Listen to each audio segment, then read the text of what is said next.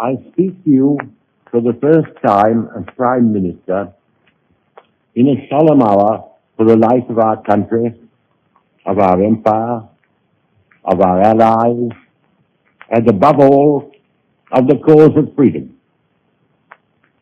A tremendous battle is raging in France and Flanders.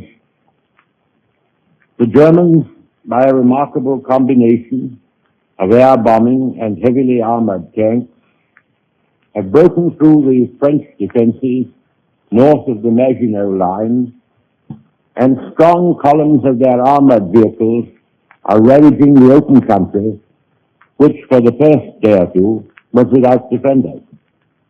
They have penetrated deeply and spread alarm and confusion in their track. Behind them there are now appearing infantry in lorries, and behind them again the large masses are moving forward. The regroupment of the French army to make head against and also to strike at this intruding wedge has been proceeding for several days, largely assisted by the magnificent efforts of the Royal Air Force. We must not allow ourselves to be intimidated by the presence of these armored vehicles in unexpected places behind our lines. If they are behind our front, the French are also at many points fighting actively behind theirs. Both sides are therefore in an extremely dangerous position.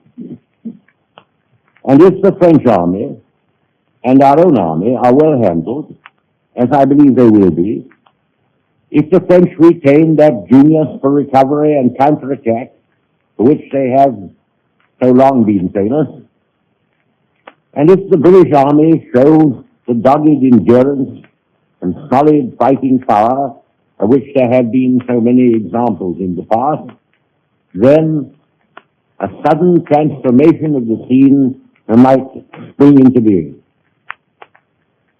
It would be foolish, however, to disguise the gravity of the hour.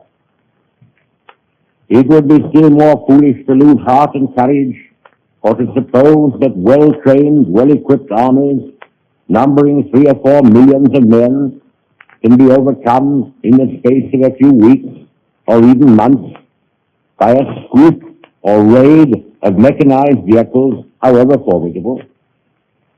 We may look with confidence to the stabilization of the front in France and to the general engagement of the masses, which will enable the qualities of the French and British soldiers to be matched squarely against those of their adversaries. For myself, I have invincible confidence in the French army and its leaders. Only a very small part of that splendid army has yet been heavily engaged, and only a very small part of France has yet been invaded. There is good evidence to show that practically the whole of the specialized and mechanized forces of the enemy have been already thrown into the battle, and we know that very heavy losses have been inflicted upon them. No officer or man, no brigade or division which grapples at close quarters with the enemy wherever encountered can fail to make a worthy contribution to the general result. The armies must cast away the idea of resisting attack behind concrete lines or natural obstacles, and must realize that mastery can only be regained by furious and unrelenting assault. And this spirit must not only animate the high command, but must inspire every fighting man. In the air, often at serious odds,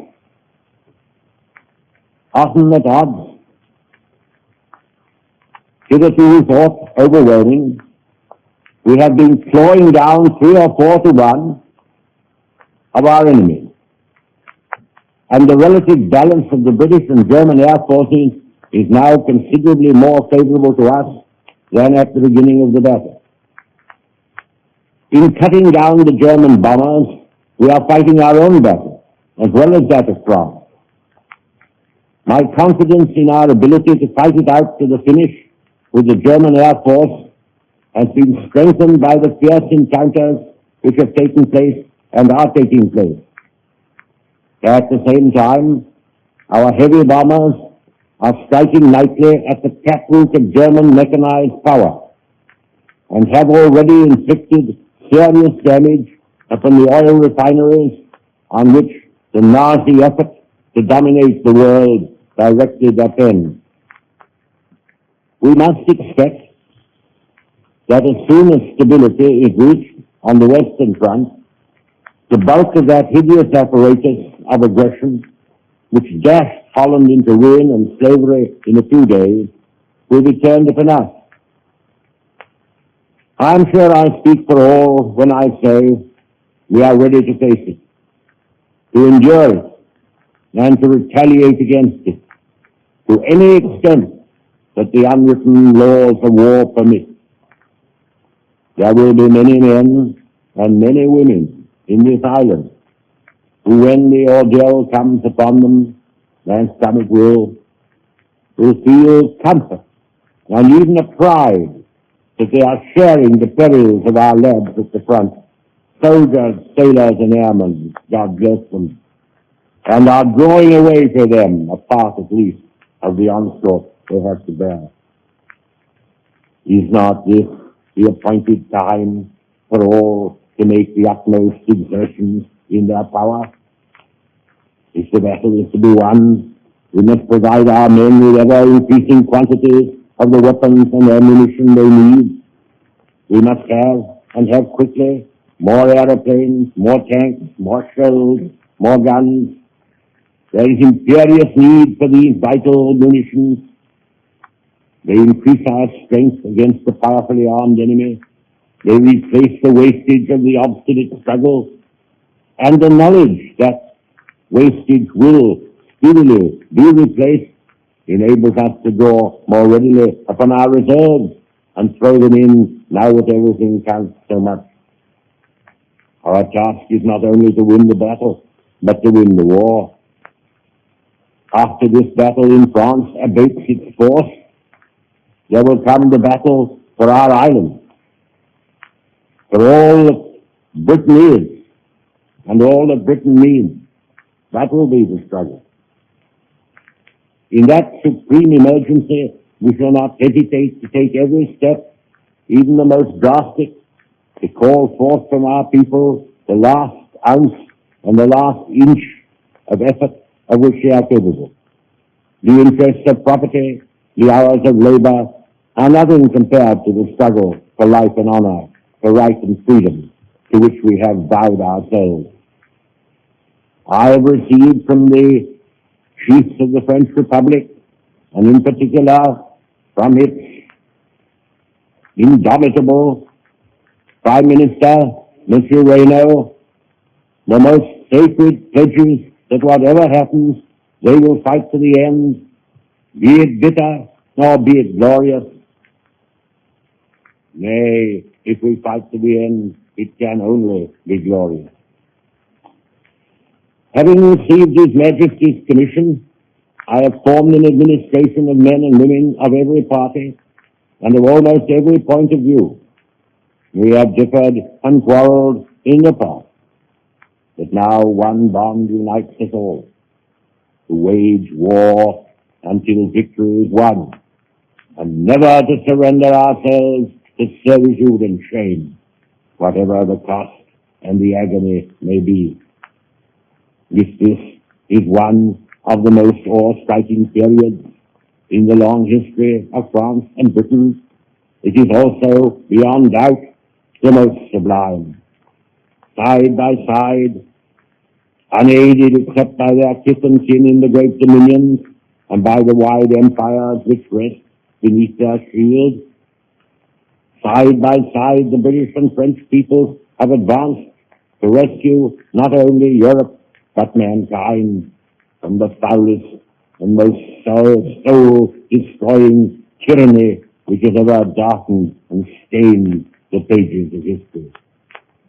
Behind them, behind us, behind the armies and fleets of Britain and France, gather a group of shattered states and bludgeoned races, the Czechs, the Poles, the Norwegians, the Danes, the Dutch, the Belgians, upon all of whom the long night of barbarism will descend, unbroken even by a star of hope, unless we conquer, as conquer we must, as conquer we shall. Today is Trinity Sunday. Centuries ago, words were written to be a call and a spur to the faithful servants of truth and justice. Arm yourselves and be ye men of valor, and be in readiness for the conflict, for it is better for us to perish in battle than to look upon the outrage of our nation and our altars.